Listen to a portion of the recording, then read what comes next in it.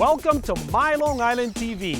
From Manhasset to Montauk, we have traveled our communities to bring you the following events. I'm your host, Waldo Cabrera. My Long Island TV starts now.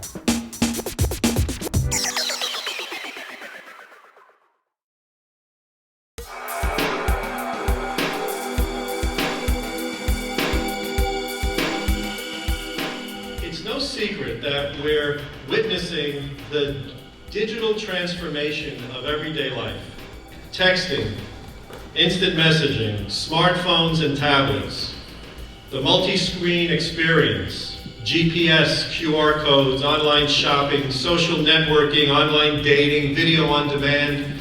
It goes on and on. We are so excited. We have over 400 people at the second annual Long Island Digital Summit. After it ended last year, dozens of people came up to us and said, please do this again, please do this again. So hence we've done it again. The easiest advice is to just do it. I think you really just need to get out there and experience this. You know, we have. It's really to help individuals and businesses make sense and leverage digital media into their lives and into their businesses. A lot of people still struggle with creating a business case to get a budget and to do new things. And what a lot of our attendees heard today is tips on building a business case, how to go to your manager and say, we should be on Pinterest or we should be on Instagram, how to show someone how it makes sense for a company to be there. Business is constantly changing, especially with technology, and I often wonder what drives the change. Consumers driving the change in technology or technology driving the change in consumers?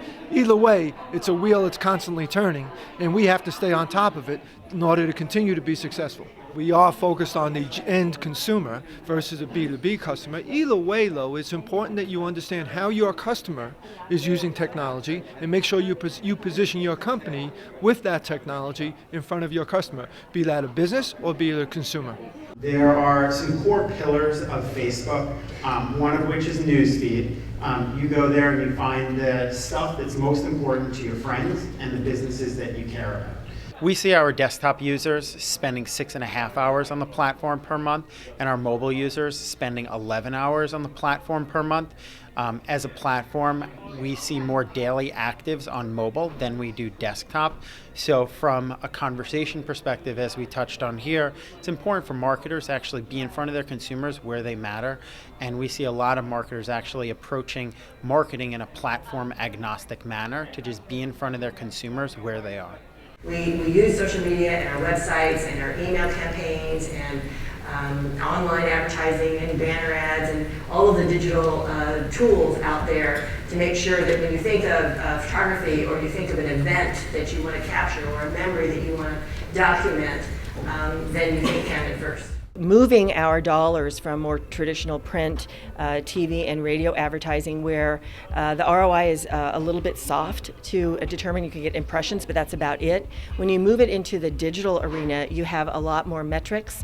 You can determine what your success criteria is much easier, and we have shifted the resources. Not that it's more, but it's moved over, just like customer service moves over when you have a responsive social media strategy. Certainly, digital marketing is growing in importance each year, but you can never minimize the value of traditional marketing as well. The real challenge is how do you balance it and not drain all your resources in one area or the other. I think an obstacle still is the 24/7 news cycle that, you know, if we find out a celebrity got engaged or a celebrity's having a baby, something like that, we have to be on it before anybody else, or we have to at least work with partners who can be on it before anyone else.